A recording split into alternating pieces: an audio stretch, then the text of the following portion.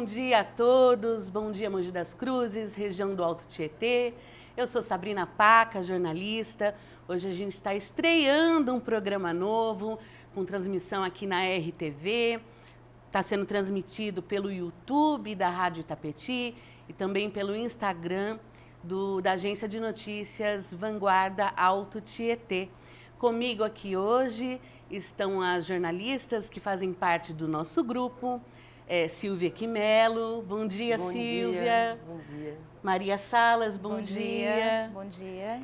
E nesse programa de estreia, a gente tem a honra de ter convidado e ela ter aceitado a vereadora mais jovem já eleita em Mogi, Malu Fernandes. Bom dia, vereadora. Bom dia, meninas. Estou muito contente pelo convite e por participar dessa estreia. Obrigada.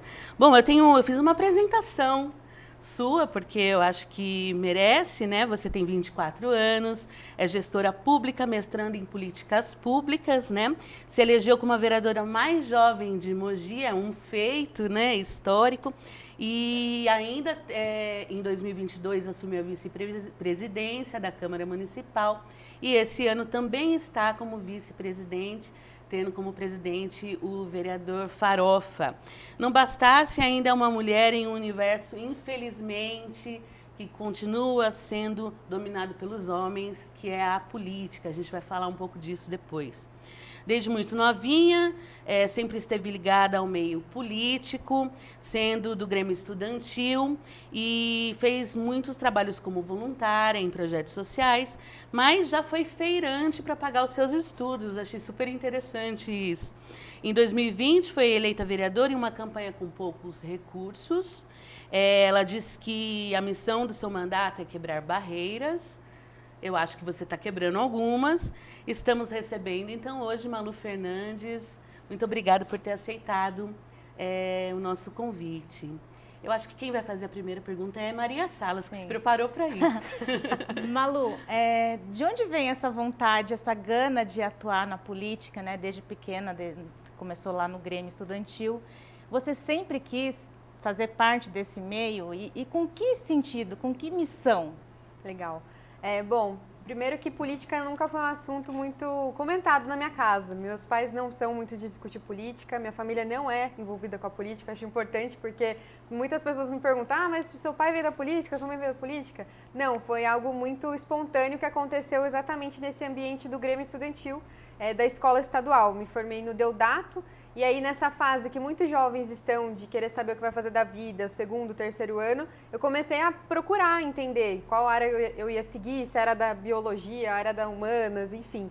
E eu lembro que eu tive uma reflexão, e eu não sei muito bem como isso se deu, mas eu cheguei numa conclusão de que eu queria, de certa forma, atuar para poder ajudar as pessoas. E aí eu comecei já fazendo isso no ambiente ali da escola. Então foi aí que a gente montou uma chapa de Grêmio Estudantil, a minha primeira eleição disputada, e eu já tive uma derrota de cara dentro da escola. E aí, paralelamente a isso também, comecei a atuar em alguns projetos sociais, e um muito específico que eu tenho um carinho gigantesco, que é uma ONG chamada Missão Intensidade. A Missão Intensidade fica localizada no Novo Horizonte, próximo ao Piatã, o Jardim Margarida. E para quem conhece, sabe que é um bairro super afastado, né? E muitas vezes esses bairros afastados acabam não recebendo tanta atenção do poder público. O que me chocou quando eu comecei a fazer um trabalho voluntário ali com alguns amigos nessa ONG chamada Missão Intensidade é que existe uma área ali chamada Área Verde, uma área de ocupação, basicamente 100 famílias. E as famílias sofriam muito com uma condição sem saneamento básico, sem iluminação, sem espaço para as crianças. E a consequência vai se demonstrando, né? Então, a questão da saúde pública acaba agravando no bairro, a gente vê muitas meninas sem oportunidades e aí vão para um caminho da gravidez na adolescência, criminalidade.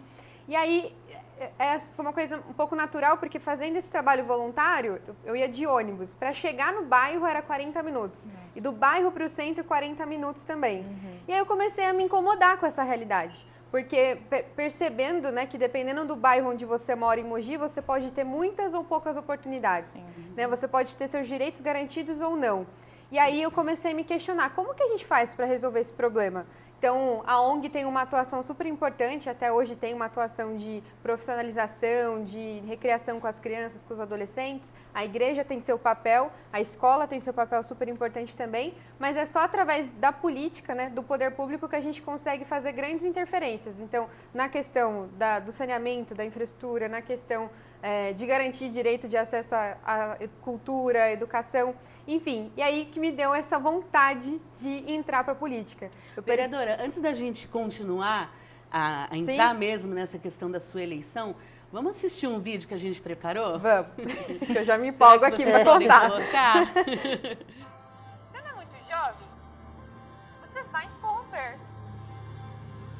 Você não tem experiência. Eu estou cansada de comentários assim. Na verdade, esse tipo de comentário só reforça o porquê de eu ser candidata a vereadora. Ser jovem e mulher na política não é nada fácil. E eu já sabia que não seria. Até que eu já ouvi coisas do tipo: ah, mas ela sabe mesmo o que ela tá fazendo? Ela só tá aqui porque alguém elegeu ela. Ou, eu tô aqui antes mesmo dela nascer.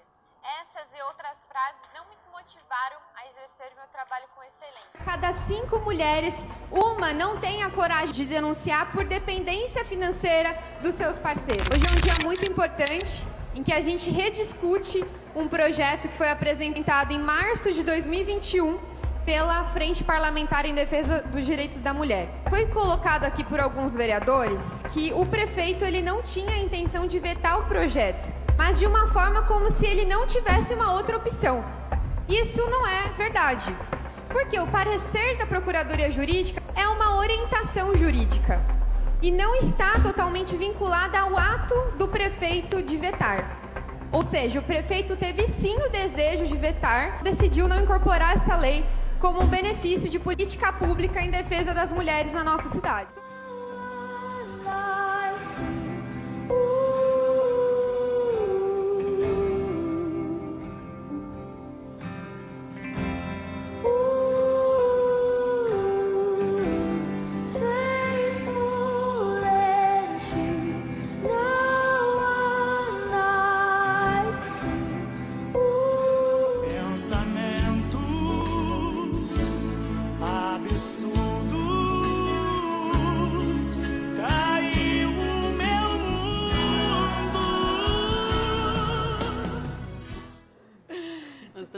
Aqui porque a Malu é muito jovem e aí usa as redes sociais de uma forma genial, né?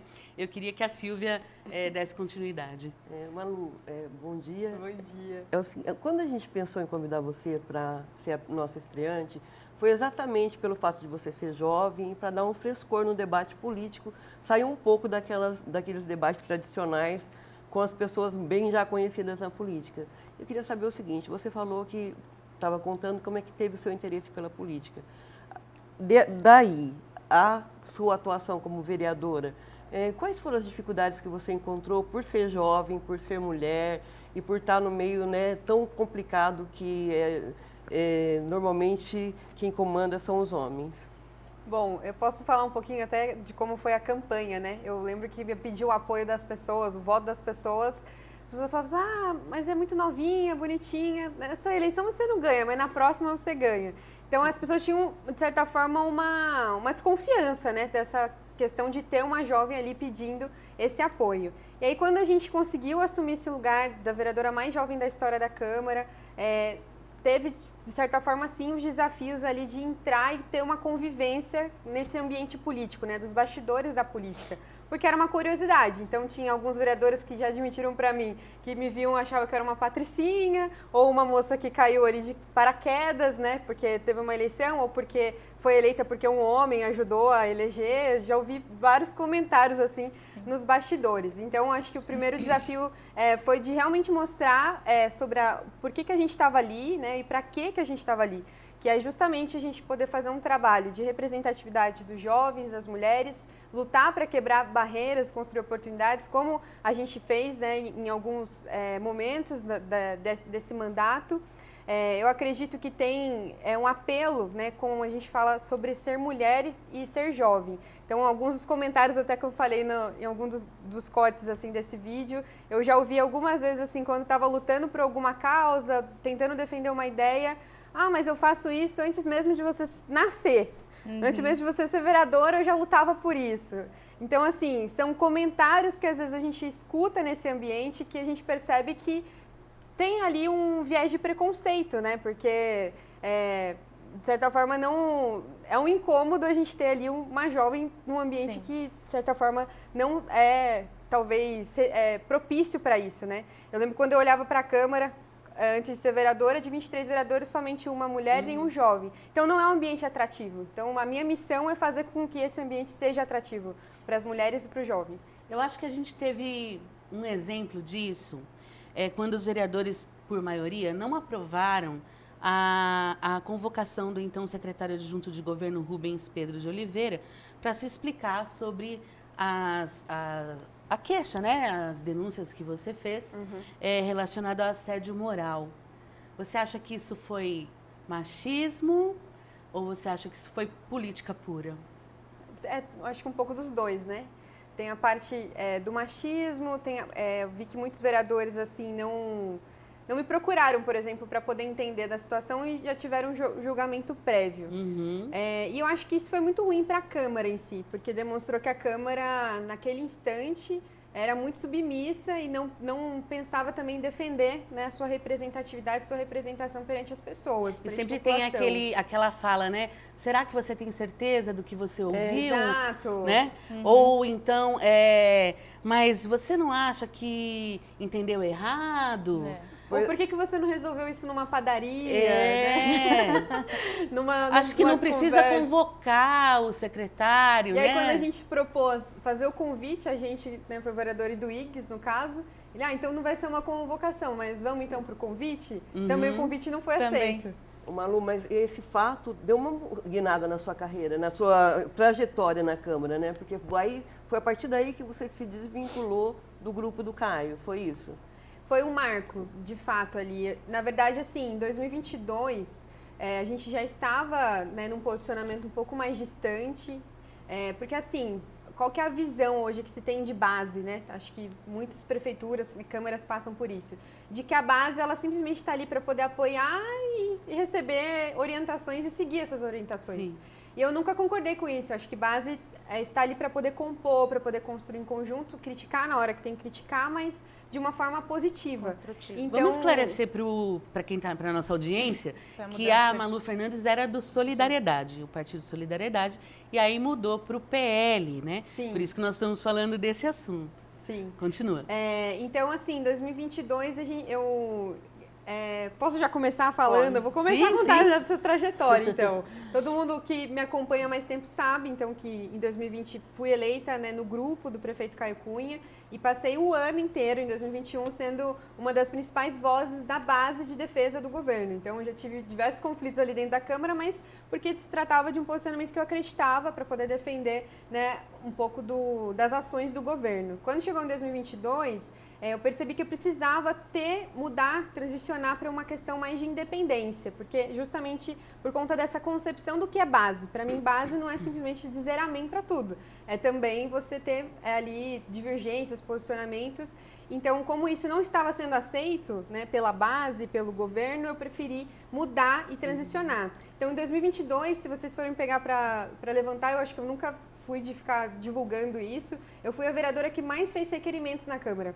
A que mais fez questionamentos para o governo. Então, eu recebia questionamentos, tinha dúvidas e como é que surgiam essas dúvidas? O que te levava a elas? Porque muitas questões, assim, da ineficiência da gestão no primeiro ano, muitas atrapalhadas, né, como a gente diz, questões, assim, mal explicadas, talvez de decisões que foram tomadas pelo prefeito, pela sua equipe, as pessoas vinham me questionar e muitas vezes eu não sabia o que dizer.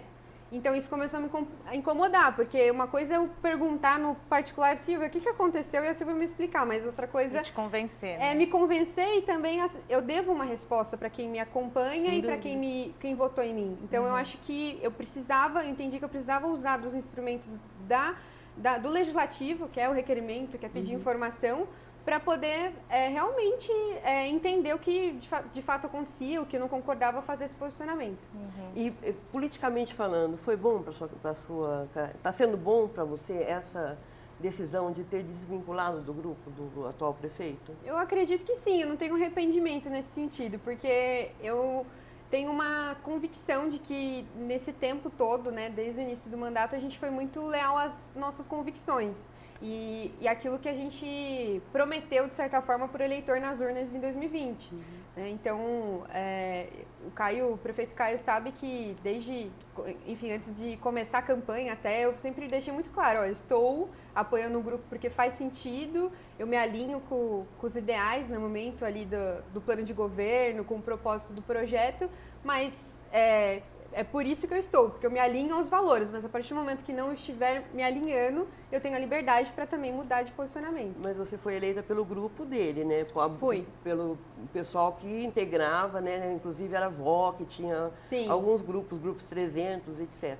Isso muda um pouco agora a sua base de eleitoral para essa próxima campanha? O nosso sentimento, assim, com as pessoas, né? Com o eleitor, enfim, é que as pessoas, de certa forma, criaram uma identificação com o nosso mandato, né? Independente do grupo VOC, independente do grupo Caio Cunha. Então, a gente conseguiu criar essa vinculação justamente porque eu tive esse posicionamento de independência em 2022. Né? Então, já comecei a evidenciar ali o nosso trabalho, não fui para um extremo de oposição, porque não é o meu viés e nem tampouco o meu estilo, né, de trabalho, mas mostrei que estava ali, de certa forma, independente, apoiando o que fazia sentido e criticando o que não fazia sentido.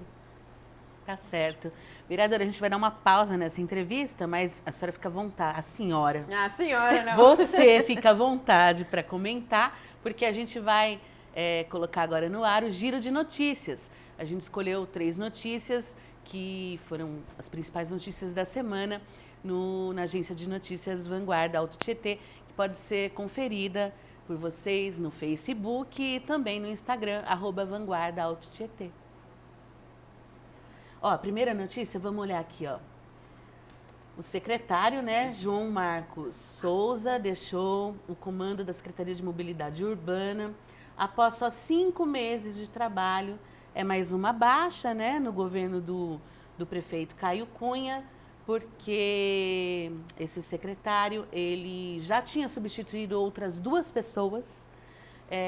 Com essa queda, são 62 trocas de secretários, né, do alto escalão do comando do Caio Cunha. E eu queria saber a sua opinião, Malu. Por que isso acontece, hein? Bom, eu não posso responder, né, pelo governo, mas eu acho isso muito inconsistente, né? E eu acho isso prejudicial, porque para um secretário conseguir realizar um trabalho, de fato, de implementar as suas ações, os projetos em pouco tempo, e aí já entra uma outra pessoa, tudo bem que agora que vai assumir é a Miriam, né? Ela já tem ali ela já está há um tempo, já tem... Mas é a terceira vez que ela assume, né? Que ela tem que assumir e voltar atrás. Acho que o prefeito precisa entender que realmente precisa colocar uma mulher ali, colocá-la, né? Então, eu tenho os comentários, né, de bastidores, que ele caiu por conta daquele do semáforo que ele colocou ali perto na frente do Sesc, ali em frente ao Sesc. As e pessoas provocou ficaram todo muito aquele bravas. congestionamento ali na João 23 e teria causado a queda dele. Eu não sei se seria motivo suficiente, mas... Bom, a prefeitura encaminhou uma nota dizendo que, não para nós, né, mas para a imprensa de uma forma geral, dizendo que já estava prevista a saída dele, né, que ele tinha ficado no lugar do Caio Lúcio, né, que é de São Paulo, e que ele também é de São Paulo, já estava prevista. De qualquer forma, é mais uma baixa, né, Maria? A gente tem visto, né? Isso virou rotina. Verdade. Bom, vamos para a próxima notícia? Essa é boa, hein? Secretário de Habitação terá de explicar promessas do Mogi Meu Lar aos vereadores. Mogi Meu Lar é o programa de habitação da Prefeitura de Mogi das Cruzes, que o prefeito Caio Cunha foi para as redes sociais durante um bom tempo, prometendo aí 13 mil novas habitações. Abriu um cadastro que tem mais de 47 mil pessoas. E aí os vereadores vereadora Malu pode confirmar, estão recebendo centenas de pessoas em seus gabinetes, com muitas dúvidas sobre esse programa, porque estão acontecendo reuniões noturnas, semanais no Senforp, com centenas de pessoas, milhares de pessoas, durante as semanas. Parece que já estamos aí chegando a quase 40 reuniões, e as pessoas saem de lá acreditando que serão contempladas por um imóvel. Maria, o que você pensa disso? Bom, primeiro, assim, que quando você não se brinca com um sonho, né? Aquela história de que todo mundo tem um sonho, né? De ter a sua casa própria. E aí vem essa questão que todo mundo acredita que vai ser contemplado, todo mundo acredita que vai ter mesmo a sua casa. Então, assim, eu fiquei extremamente triste quando eu soube que nem todos vão ser contemplados, que poucos serão, 380 unidades 380 unidades e 13 mil cadastros, né?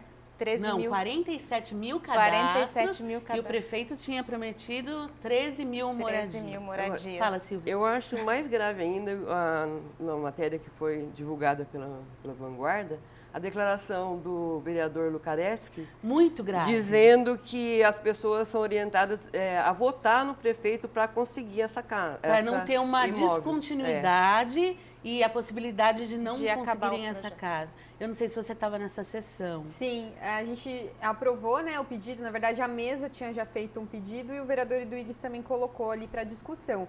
E aí, acho que é importante, né, ressaltar que no ano passado, quando a gente teve aquela discussão, né, a respeito da isenção de alguns tributos para construtoras, a gente colocou, né, que é obrigação do secretário fazer uma prestação de contas semestral. Sim, sobre secretário esse programa. Carlos Lotar. Então, assim, a gente está também no aguardo de fazer essa prestação de contas. A ideia do convite já é também antecipar isso, porque, de fato, a gente recebe muitas perguntas, vou dizer assim, até mesmo uma prima minha me mandou mensagem, super contente por já ser convidada para reunião. Então, assim, já se cria uma expectativa, e quando a pessoa vai ver todo o procedimento, né, para poder entregar os documentos, entender as exigências, elas acabam se frustrando. E a gente não pode deixar de comentar que é um ano eleitoral. Então, eu vejo muito como uma estratégia para benefício eleitoral do prefeito. E para fazer um tipo de cadastro também dos eleitores? Um mailing aí, né? Sim. Bom, o vereador José Luiz falou, né, no plenário, durante a sessão, que ele chamou isso de uma espécie de agiotagem de correção imobiliária, algo do tipo, porque a maioria dos apartamentos, das casas desse programa habitacional seriam particulares, e qualquer pessoa poderia tentar um financiamento pela Caixa Econômica Federal, né? Agora, a habitação popular mesmo, só tem a Caixa, o Ministério das Cidades garantiu à Vanguarda, por escrito, que só existem 380 unidades. Então, essas 13 mil, essas 40 e poucas mil pessoas vão ficar frustradas nesse processo aí. É muito grave, e a gente espera que a Prefeitura tome um posicionamento mais firme para explicar realmente, né, como funciona esse programa. Nas redes sociais, o secretário Lotar, a gente acompanha, né, meninas? Que ele dá respostas vagas, né? E isso é muito perigoso, está mexendo com, como você disse, Maria, o maior sonho, que é a casa própria. Todo brasileiro quer ter uma. Vamos mudar? Bom, a gente fez essa matéria. Quer ler, Silvia? Lê aí. Vamos lá. Só 17,6% das secretarias municipais... das secretarias municipais são ocupadas por mulheres no último ano da gestão Caio Cunha. Ou seja, quando ele começou, né, o mandato dele, o número era bem maior. 40%. E aí teve uma redução drástica. Inclusive, essa foi uma pauta sugerida pela Malu, né, que chamou que o fato, inclusive, não só as secretárias, como a própria vice-prefeita, né? Foi praticamente excluída do governo, né? Lembrando que, antes de você falar, Malu, pesquisas já mostram, já apontam, né, que as mulheres, elas são muito menos corruptíveis, certo? Elas são pessoas mais corretas dentro de uma empresa, dentro de uma instituição, não concordam com coisas que são erradas. Será por isso essa queda? Bom, de fato, assim, é uma decepção, né, para quem viveu toda uma construção de um ideal, que foi o que eu tinha no início.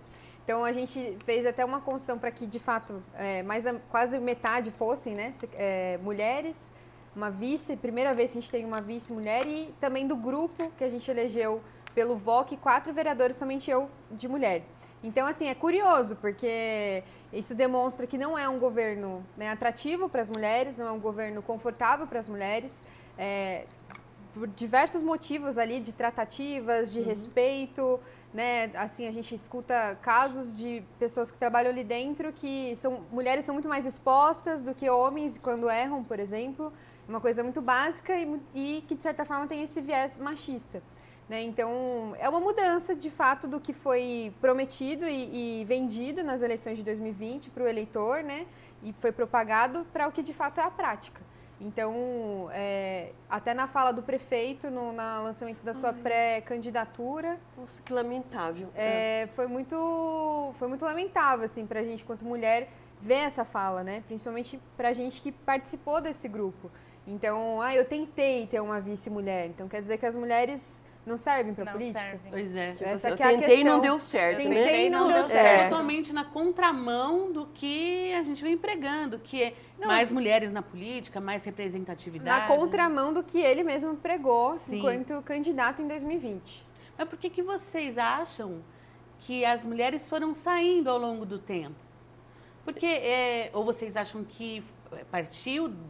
É só achismo, né, gente? Porque o prefeito, se quiser, tem espaço aberto aqui para explicar essa situação. Sempre vai ter espaço aberto na vanguarda.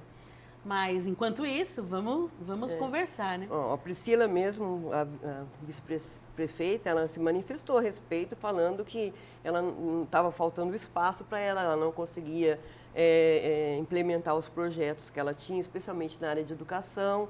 E, inclusive, ela recentemente fez um outro vídeo, seguindo uma trend, né, dizendo que em várias situações ela teve constrangimento de não ter espaço, de não ter nenhuma cadeira reservada para ela em alguns momentos, sabe, de encontros políticos.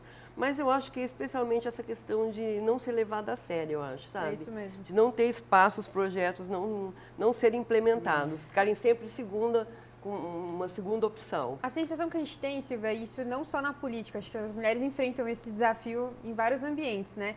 É de que a gente precisa se esforçar muito mais, que a gente precisa se embasar muito mais para conseguir, de fato, um espaço na mesa. Aparecer, né? Aparecer, conseguir ser levado a sério. Então, é muito mais cansativo para as mulheres, né?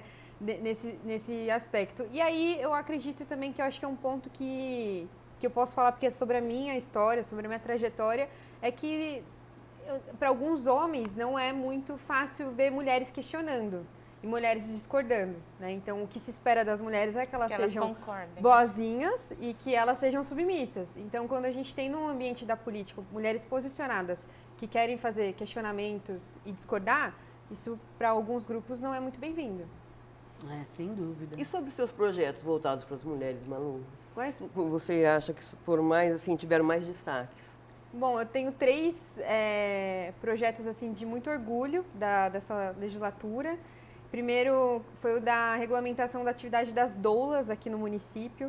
E aí isso me chama muito para essa pauta da maternidade, né? Ainda não sou mãe, um dia eu quero ser, mas quando a gente assumiu o mandato, a gente foi bombardeado de relatos de gestantes no nosso município reclamando do atendimento, né? Tanto no pré-natal quanto na própria maternidade hoje que a gente tem pela Santa Casa. E aí a gente começou a procurar algumas formas de poder, como a gente resolve esse problema, né?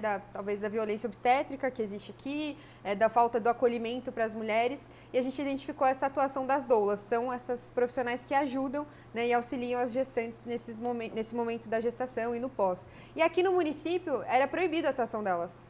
Então, assim, uma lei federal que é possível a atuação dessas profissionais, só que na nossa cidade era proibido. Então, a Santa Casa, as unidades de saúde não permitiam que as gestantes tinham acompanhamento das doulas. Então a gente conseguiu a regulamentação e hoje é permitido.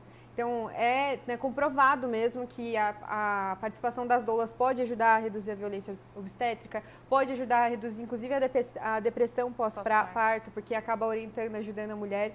Então essa é uma conquista, não minha, mas de muitas mulheres aqui na nossa cidade que já lutavam por isso.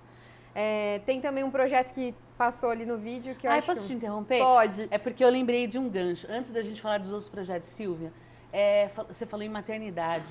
A gente viu aí que o prefeito Caio Cunha esteve em Brasília para tentar conseguir verba para maternidade. Uma maternidade de Brás Cubas, né?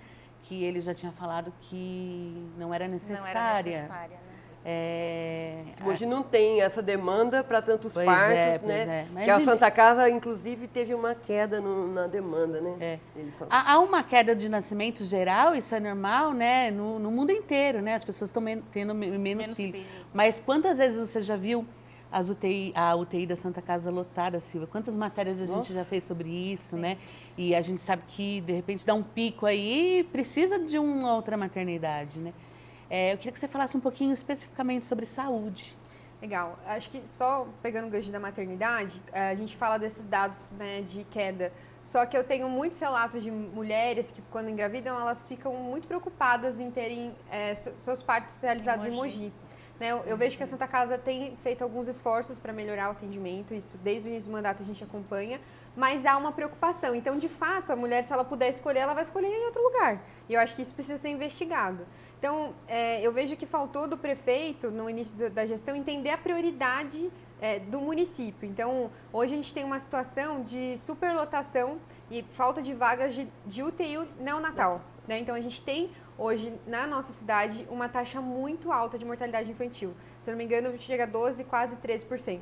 Então, é alto, né, em comparativo com as cidades do estado de São Paulo. Então, UTI neonatal. Quando foi desenhada a maternidade, a ideia era que parte ali desse investimento fosse também dedicado para um espaço nesse aspecto, para melhorar esse atendimento de UTI neonatal. Então, quando o prefeito ele assume a prefeitura, a gestão, começa a colocar prazos de que a maternidade vai ser inaugurada. Inclusive, tem um vídeo meu, que eu não retirei, deixei, porque era embasado em informações da prefeitura de que a maternidade iria ser inaugurada em 2022. Mas a gente viu poucos esforços nesse sentido. Sim. Então, é uma falta de olhar para as mães, é uma falta de olhar para as crianças, é uma falta de olhar para a vida. Né? Então, eu acho que esse é um ponto. E aí, deixar para o final da gestão... Esse movimento de agora... Deixar para o final da gestão, depois que já falou também várias vezes que não era necessário, eu acho que demonstra assim, a falta de assumir um papel de responsabilidade como gestor público. Então, a gente tem hoje um desafio de inaugurar a maternidade, vamos colocar ali passos para poder conseguir isso. Não foi feito. Né? Então, acho que esse é um ponto. E aí, a gente fala da saúde, se pergunta para qualquer mogiano, né, quais são os principais problemas de Mogi. Primeiro, é saúde. Segundo, segurança. Terceiro, trânsito. Né? Pelo menos são o que a gente tem percebido de uma forma geral. E aí a gente percebe assim, uma queda na gestão, né, na eficiência da gestão. Inclusive, pelo Tribunal de Contas, a gente tem, né, já esse parâmetro da avaliação de que caiu muito a eficiência da gestão pública da nossa cidade. Então, no aspecto da saúde, da educação, do planejamento, das finanças. E a saúde acaba sentindo muito. Mas um dado curioso é que a gente teve um aumento no número de investimentos, de gastos com saúde. Com saúde. Então, pegando de uma forma mais recente, de 2020 para cá. 2020 a gente gastava um percentual de mais ou menos 20% do orçamento com saúde. Hoje é 24,66%, se eu não me engano, por cento. Então, a gente aumentou o investimento em saúde, mas a gente não aumentou a eficiência, né? Não aumentou a qualidade do serviço e tampouco tivemos novas unidades inauguradas. E aí fica uma questão sobre o que de fato tem sido essa gestão, né? O que falta, né? Bom, voltando lá na questão dos projetos das mulheres, você estava falando a respeito das doulas, mas você tem outros, né? Outras proposituras aí, né? Inclusive envolvendo a menstruação, Sim. A distribuição de absorventes, né? A dignidade menstrual. Dignidade menstrual. É uma iniciativa que já tem, né, no Brasil, assim, pelo governo federal, pelo governo estadual. A nossa ideia, enquanto frente parlamentar, né, em defesa dos direitos da mulher, que não foi um projeto só meu, era que realmente a gente tivesse também nas nossas unidades básicas de saúde, mas a gente não tem implementado, Silvia. Então, isso também é uma decepção para a gente conseguiu, com muito esforço, aprovar essa lei em 2021 e até agora a gente não consegue um resultado. Então, hoje você vai numa unidade básica de saúde, a mulher que precisa, né, que está ali cadastrada, tem ali seus critérios para conseguir o acesso, não consegue. Porque Por quê? a prefeitura não compra, não faz a compra do item. Então, é uma explicação que a gente não consegue entender. Todas as vezes a gente questiona na audiência, a gente pede informação, fala que vai prever, que está na rúbrica da saúde da mulher, mas não é efetivo. Vocês fizeram uma ação, né, na cidade, quando foi lançada essa Sim. campanha, vocês tiveram a ajuda da iniciativa privada. Foi. Na verdade, assim, 2021, né, que a gente aprovou, a gente fez, na verdade, uma mobilização para conscientizar as pessoas sobre o tema e a gente arrecadou absorventes para doar para o Fundo Social. O Fundo Social tem hoje uma campanha chamada Tia Chica, se eu não me engano, que ela distribui para as instituições sociais os absorventes. Sim. Mas a nossa proposta era que tivesse nas unidades de saúde. Nas unidades de saúde. No CRAS, nas UBSs. Então, assim, é um projeto que... Tem muita gente que fala assim, esses vereadores não trabalham, não aprovam leis. Mas, poxa, quando a gente aprova uma lei tão importante para as mulheres, a gente não tem apoio também do Poder Executivo para implementar. Outra coisa, Malu, vocês também tiveram uma ação aqui na cidade voltada para os jovens, né? Que foi um curso de formação de novas lideranças. Você tem trabalhado nesse sentido também? Sim, é um compromisso meu, Silvia, porque... bom, como eu falei, né, lá atrás, quando eu estava no ensino médio, não me identificava com a política. E eu acho importante a participação dos jovens, acho importante a participação de diversos grupos na política. Então, a gente tem hoje, pela terceira edição, um grupo chamado Jump. Né? Então, a gente tem encontros a cada 15 dias com jovens na Câmara, explicando para eles como é a política, mostrando diversos tipos de posicionamentos ideológicos, porque hoje a gente vive uma polarização, né, no nosso país, uma agressividade quando a gente fala de política. Então, a ideia é promover a educação política e dali os jovens entenderem qual lado quer se posicionar. Isso tem sido muito positivo para desenvolver novos líderes e entender, né, que a gente precisa defender nossos valores democráticos, acima de tudo. Pode falar. Posso? Eu só estou monopolizando. Não. Maria, quer falar alguma coisa? Você recentemente fez... A gente viu no vídeo, né, de apresentação um trabalho lá na Câmara para conscientização do abuso sexual contra crianças, Sim. né? Fala um pouquinho disso, por favor. Bom, acho que é uma pauta muito cara para mim e né, eu acredito que as pessoas têm uma sensibilidade com isso. A gente hoje tem um contexto na cidade de subnotificações, né? Então temos ali alguns bairros em que a gente sabe onde acontecem mais esses casos, pelo que a Secretaria de Assistência Social fala.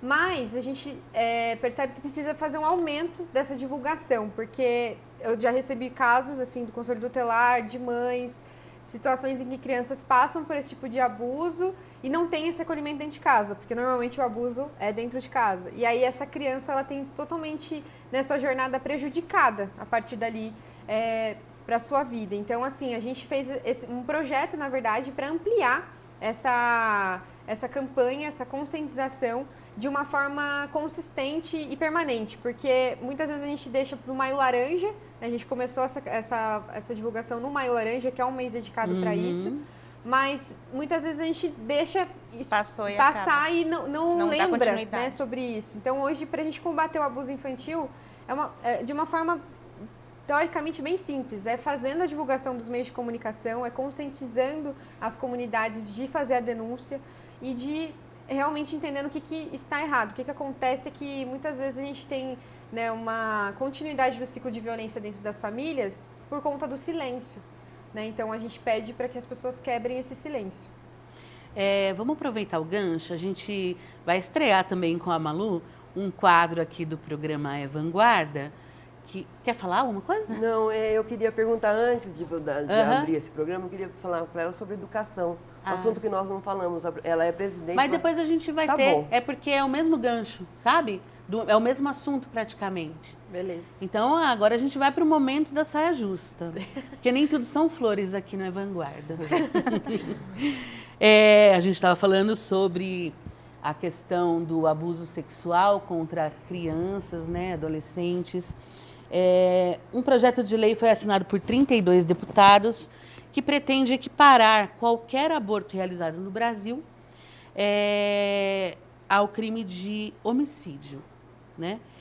A regra valeria, inclusive, para os casos em que o procedimento é autorizado pela própria legislação brasileira atualmente, que é o caso de estupro, que é o que a gente estava falando, né?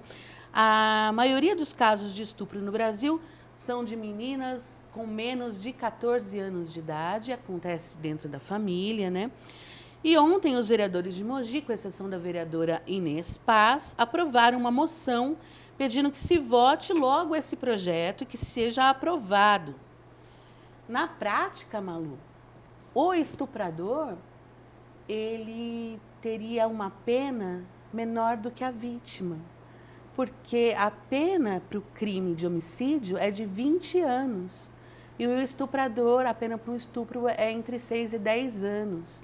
Então, nós estamos com a aprovação desse projeto, além de obrigando uma criança a ser mãe fora do tempo, fruto de um estupro, ela ainda vai ser punida 2 vezes e com uma pena maior do que a do estuprador. Eu queria saber por que você votou favorável a essa moção. Bom, o vereador John Ross, né, que fez toda essa Isso. apresentação, e ali, de certa forma, acho que a gente precisa desmistificar um pouco sobre essa legislação. O que ele se coloca é um embasamento do Conselho de Medicina sobre a orientação de onde pode começar o aborto. E aí, eu não tenho tanta profundidade sobre o projeto que está sendo discutido, enfim, no Congresso em si, mas ele fala sobre, na verdade, era um aumento do tempo para poder fazer o aborto. Não, é porque se pede nesse projeto que seja proibido o aborto após 22 semanas, mas a gente sabe que uma criança de 13 anos estuprada, ela não vai nem saber que ela está grávida. A família vai demorar muito tempo para descobrir que ela está grávida. Não é verdade? Porque o corpo dela não está preparado para isso. E aí existe a questão da vergonha, de não contar, de não saber como abordar esse tema. Então, me causou estranheza a sua aprovação dessa moção, por conta que você defende justamente, né, essa questão de não ao abuso infantil. E aí vai retimizar, né, fazer de novo essa vítima ser mais vítima ainda com essa nova legislação. Sabrina, o posicionamento assim, do meu voto foi mais por conta dessa orientação médica, que aí não se trata de um olhar ideológico, nada disso, mas um olhar do que a gente pode ser para a garantia da vida. Então, quando a gente coloca para mais do tempo que é orientado pela medicina, a gente coloca em risco a vida da própria criança, da própria adolescente, de certa forma, que foi estuprada. Então, a minha votação foi no sentido de seguir a orientação do Conselho de Medicina, que aí não se trata de uma questão de posicionamento ideológico ou de opinião, enfim, mas do que de fato a medicina orienta. Então, meu embasamento foi através disso. Tem uma questão também ainda nessa sessão Saia Justa. O Gustavo Dom, ontem, nas nossas postagens, informando que a gente começaria hoje o programa, Gustavo Dom é membro do Fórum LGBT, que é mais de Mogi, e também do Conselho Municipal de Saúde. Sim, aí ele está questionando você pelo seguinte, ele está dizendo que não entendeu até agora porque você votou contra a inclusão da parada LGBT no calendário oficial da cidade. Bom, eu até já recebi o Gustavo Dom no meu gabinete, o grupo do Fórum LGBT. Eu acho muito importante defender os direitos da pessoa, né, da comunidade LGBT de uma forma geral. Acredito que a gente precisa avançar muito nos assuntos em relação à saúde, à questão do respeito. E aí eu coloquei para ele que, de certa forma, a parada LGBT ela acontece, né, de uma forma geral no ano e isso não depende da legislação de se votar dentro, de se colocar dentro ou não do calendário eleitoral, do calendário cultural do município. Então, voltando para o... Vamos voltar então aos projetos. Você é presidente da comissão de saúde. De saúde, né? Eu não entendi isso. Por que você é presidente da comissão de saúde e não da educação? Bom, pode falar. E quais são os seus projetos voltados para essa área de educação também? Bom, eu fiquei dois anos como presidente da comissão de saúde, de educação, na verdade. É uma das minhas pautas, né, mais caras, de certa forma, porque eu vim dessa trajetória de escola pública. Mas a gente, em 2023, foi o vereador Clodoaldo e esse ano a gente achou importante eleger a vereadora Inês, que sempre teve o desejo de presidir, porque ela também é uma professora, então respeito o trabalho dela nessa parte da educação. E a saúde é uma pauta que eu tenho me aproximado muito justamente por essa questão da maternidade e do direito da saúde da mulher. Então, né, foi ali uma articulação que a gente fez para estar mais próximo nesse aspecto. Quando a gente fala de educação, a gente tem alguns projetos aprovados dentro da Câmara, tem um que fala sobre a questão da evasão escolar, então também não tivemos uma implementação, uma regulamentação, e é um pouco frustrante para mim nesse sentido. A gente tem uma aprovação dentro da Câmara, e aí quando chega para o Executivo não tem uma regulamentação. Não tem um jeito de cobrar isso legalmente? A gente cobra através de requerimento, através das audiências públicas, e aí as respostas são sempre gravadas, né? E aí acaba que a gente tem uma ineficiência mesmo dessa implementação, não consigo obrigar a Secretaria a fazer, né, essa implementação. Sobre a questão da evasão escolar, a nossa proposta, porque quando a gente vem desse contexto de pandemia, muitos alunos, né, acabaram saindo da escola e tendo ali seu desempenho prejudicado. Então ali, de certa forma, era para a gente ter um indicador mais próximo de entender e de fazer uma busca ativa e de mudar, né, algumas dinâmicas para atrair esse aluno para dentro da escola. Esse é um projeto que a gente aprovou de legislação, mas que ainda não foi implementado. E tem um que a gente tem muito orgulho, mas que ainda não foi ampliado da forma como a gente gostaria, que é de educação financeira. Então, a gente conseguiu articular com um projeto social chamado Grupo Forme, né? Eles fizeram uma formação com uma escola municipal ali no Butujuru durante um ano com as professoras, e aí deram todo o material didático, até mesmo aquelas... porquinho que a gente fala para colocar de cofrinho. O cofrinho, né? para trazer de uma forma lúdica já esse conhecimento para as crianças sobre a educação financeira, né? Acho que a gente teve na pandemia muitas questões em relação a isso, a gente tem essa dificuldade para muitas famílias, então quando a gente traz para as crianças já desde cedo, né, que elas podem, né, ter ali um manejamento melhor sobre as suas finanças e que isso é importante para alcançar os seus sonhos, a gente vai ter, de certa forma, cidadãos adultos mais responsáveis. Então, esse é um projeto que a gente conseguiu articular para Mogi, uma indicação que a gente fez, só que também só ficou para uma escola, não teve uma ampliação. Então, nosso desejo é que na próxima gestão, vamos ver quem que vai assumir essa gestão, a gente consiga ampliar isso para todas as escolas. Falando em próxima gestão, como é que você vai se preparar para a campanha? Como é que está sendo o seu dia a dia, vereadora e pré-candidata, né? Bom, a gente tem focado muito ainda no trabalho ali da Câmara, né, de fazer os atendimentos, as visitas de bairro, e aí eu vou focar um pouco mais nessa pré-campanha a partir de julho, quando acontecem de fato as convenções partidárias. Eu vejo assim que a primeira eleição é sempre um desafio, mas ao mesmo tempo acaba sendo mais fácil, teoricamente, porque é uma expectativa, né? Então a gente coloca ali os nossos ideais, o que a gente quer defender em conjunto com os eleitores, e a segunda eleição ela já é uma validação ou não da sua atuação. Né? Então tem gente que eu sei que já está frustrado comigo, que talvez não concordou com alguma votação, com algum posicionamento meu. E aí a ideia é mostrar, na verdade, o que a gente já fez para Mogi e o que a gente quer continuar fazendo. Então, nesses 4 anos, o que eu posso dizer é que a gente pegou muita experiência, né? De fato, de como articular projetos, de como tirar do papel as nossas ideias. E aí a gente quer fazer muito mais por Mogi nos próximos 4 anos, né? Com essa eleição que vai chegar agora, porque eu sei que a gente tem muito mais ainda para entregar. Mas não depende também só dessa aprovação, né? Porque, por exemplo, você foi para um outro partido, Sim. Tem a questão da quantidade de votos que você vai precisar para se eleger e tal. Sim. Como é que você está vendo esse cenário dessas contas que se precisa fazer, arranjos, né? Esses arranjos políticos todos? Eu queria que você falasse também um pouquinho desse início aí de pré-campanha dos candidatos à majoritária, a prefeito. Bom, acho que a eleição é conta, né? Quantos votos você vai ter, como que vai ser toda essa mobilização. Lógico que a gente tem uma preparação com isso, mas uma coisa que me deixa muito orgulhosa, Sabrina, é que a gente manteve um relacionamento muito próximo com o nosso eleitor. Uhum. Então, assim, de ficar à disposição para poder ouvir críticas, ouvir comentários, né, do que poderia ter sido melhor ou não, e ali também se colocar à disposição para poder servir a nossa cidade através desse relacionamento nos bairros, com os jovens nas escolas.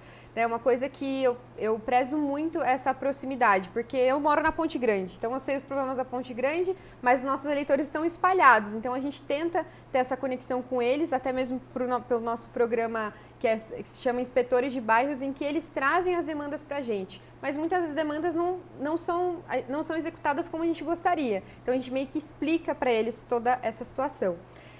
Bom, no PL, né, eu fui para o PL, o partido que vai lançar uma pré-candidata, já está, né, com o nome da pré-candidata Mara Bertaioli, a gente está muito otimista, estou muito contente nesse grupo, estou me sentindo muito acolhida, né, um grupo que tem tradição na cidade e pelo que a gente tem observado, pelo menos até aqui, é uma acolhida muito grande no aspecto da defesa das mulheres. Então, isso me chamou a atenção, que era um conflito, uma insegurança que eu tinha de como seria, né? Então, a gente vai ter uma disputa grande ali, porque tem vereadores de vários mandatos, que têm uma atuação forte também, mas a gente está muito confiante no nosso trabalho. Bacana. Bom, gente, a gente está quase chegando ao final do programa. Passou rápido, né? Passou. Essa estreia. Passou mesmo. Você tem mais alguma pergunta Não, terminar? eu só queria perguntar para a Malu o seguinte, nesses contatos que você tem com essas novas lideranças jovens, o que eles esperam da política? Como é que eles veem hoje a gestão municipal? O que eles reivindicam? O que os jovens de Mogi precisam hoje? O que eles sonham? O que eles querem? Eu vou ser muito honesta, Silvia. Eu vejo que, nesse aspecto de políticas para a juventude, eu vejo avanços na gestão do prefeito Caio Cunha.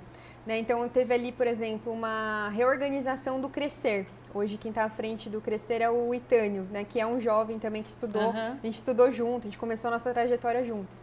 Inclusive, saiu agora, né, até uma indicação que a gente fez no início do mandato, a criação de um cursinho pré-vestibular gratuito, na cidade, para que tenha essa formação para os jovens se prepararem para o Enem e para outros vestibulares. Eu tive minha vida transformada por um cursinho, né? Então, consegui entrar no ensino superior porque eu entrei no cursinho. Então, eu acho importante ter esse apoio para os jovens. O que eu vejo é que os jovens ainda têm essa questão de poder realizar seus sonhos em Mogi. Então, poder conseguir um emprego bom em Mogi, poder conseguir se viabilizar profissionalmente, acaba que a gente ainda tem uma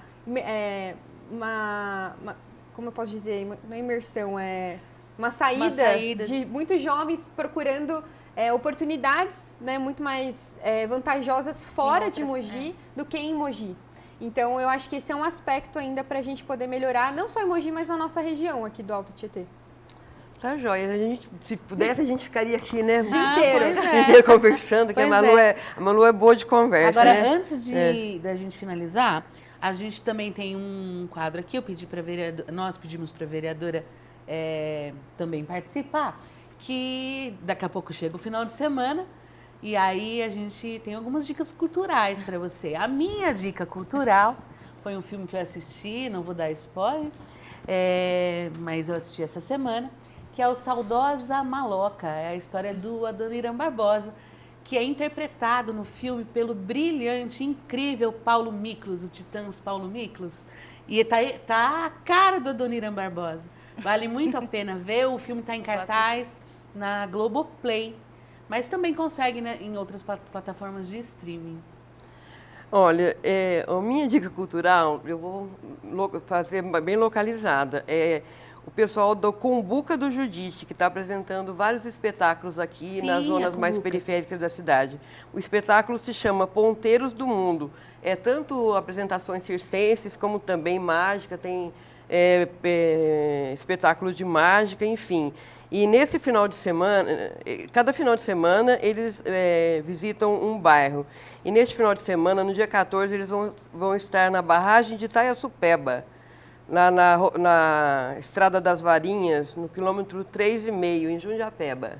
É isso aí, tem que prestigiar nossos artistas, né?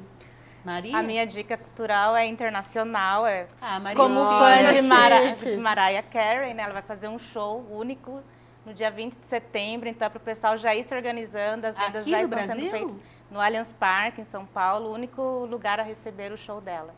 20 de setembro, as vendas já estão abertas. Gente, eu ia fazer um mais cultural, mas eu vou fazer outro agora que Pra quem não sabe, sou fã de sertanejo, né? Então amanhã É vai ter mesmo? Bruno e Marrone em Arujá. aniversário eu adoro a festa que a Arujá organiza e eu acho muito importante a gente, né, fomentar a participação nas festas aqui da região. Sim. É verdade. Boa, Já boa, tá fazendo Fazendo uma ótima, aniversário, né? um aniversário muito em alto estilo, né? É isso aí. Bom, a gente vai ficando por aqui. Lembrando que o É Vanguarda acontece todas as quintas-feiras, às 10 horas da manhã. Só hoje o Hoje programa foi de exceção. estreia foi às 11, foi uma exceção.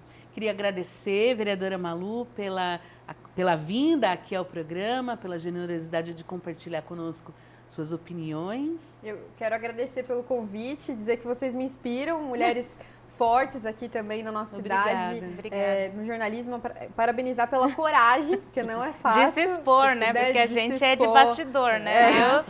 De se expor, de mostrar opinião, né, com embasamento, né, parabenizar pelo trabalho que vocês estão fazendo. A gente precisa muito da atuação da imprensa, também em parceria com o Legislativo para fiscalizar e questionar. E eu estou muito agradecida e contente aí pela participação. Maria, suas declarações finais no dia de hoje. Bom, gente, eu agradeço também a audiência de vocês. Continuem com a gente, sigam a gente no Instagram, Facebook e mandem suas sugestões para os próximos programas também. É. Quem vocês querem ver aqui no É Vanguarda, hein? Sabatinado por 3 mulheres. E é isso, adorei o programa, adorei o bate-papo, foi ótimo. Espero que vocês, né, nos prestigiem, continuem com a gente, nos sigam nas redes Aqui, sociais. ó, dá um recadinho aqui para eles que estão Já nos dei. assistindo. Nossa, eu nem Já olhei dei. nessa câmera.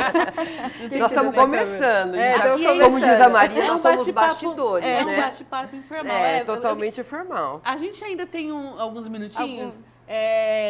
Eu queria contar para o público, né, que somos 3 jornalistas das antigas, né? Raiz. Raiz. Então, nós trabalhamos muito tempo em jornal impresso, coisa que não existe mais, né? E essa questão de streaming é uma novidade para a gente vai aprendendo, mas eu acho que o que importa é a informação, né? Que a informação a ser passada é a comunicação e é vocês entenderem aí em casa o que está sendo dito aqui e que a gente possa também ter de vocês esse feedback. Então, curtam, comentem, compartilhem as nossas coisas da Vanguarda no Instagram, do É Vanguarda, que vai ficar gravado para todo mundo assistir no YouTube da Rádio Itapetí, no nosso YouTube também e no Instagram. E que daqui a pouquinho a gente vai estar com um site novinho para vocês acompanharem todas as notícias. É isso, meninas. Muito obrigada. Até a próxima, até quinta-feira que vem. Até.